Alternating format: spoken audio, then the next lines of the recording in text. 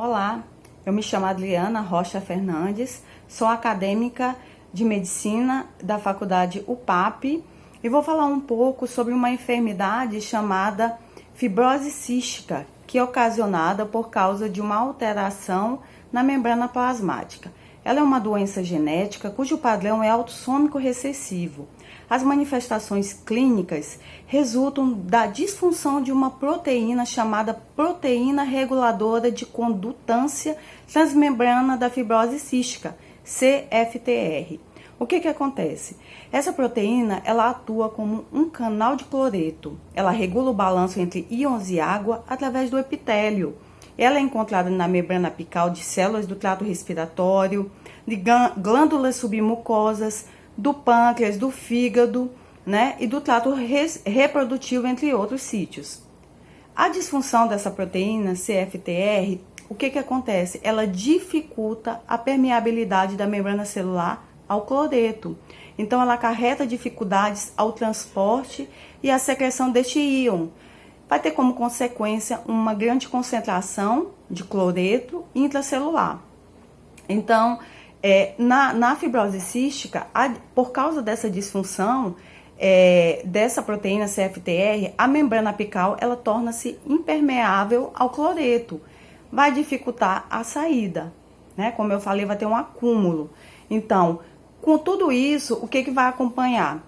Normalmente, isso vai ter um aumento também, né, do transporte de água, a hidratação da superfície celular torna-se comprometida.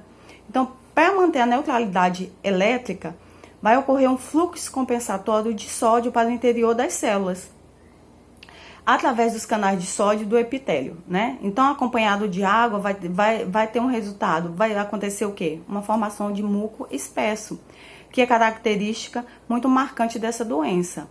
Esse espessamento da secreção leva a uma obstrução das vias e compromete os mecanismos locais da defesa. Vai facilitar a ocorrência de infecção e inflamação. Então, na fibrose cística, a inflamação ela ocorre precocemente e predispõe à colonização e à infecção das vias aéreas, que é uma causa muito importante da diminuição da função pulmonar nos pacientes. Então, as infecções do trato respiratório, ela costuma ocorrer logo após o nascimento e são acompanhadas de tensa resposta inflamatória. Então, o diagnóstico da fibrose cística, ela é feito predominantemente na infância, especialmente no primeiro ano de vida. Então, quando 70% dos casos são identificados, apesar disso, a frequência do diagnóstico na adolescência e na vida adulta tem aumentado em decorrência da maior suspeita clínica, do avanço e disponibilidade de técnicas diagnósticas. Então, esses indivíduos geralmente apresentam forma não típica da doença. Vamos falar um pouco sobre o tratamento da fibrose cística.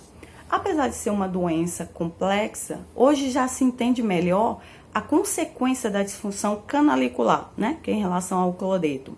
O desenvolvimento de novas técnicas diagnósticas e a implantação de triagem neonatal permite um diagnóstico precoce dessa enfermidade. Isso vai facilitar uma intervenção multidisciplinar efetiva.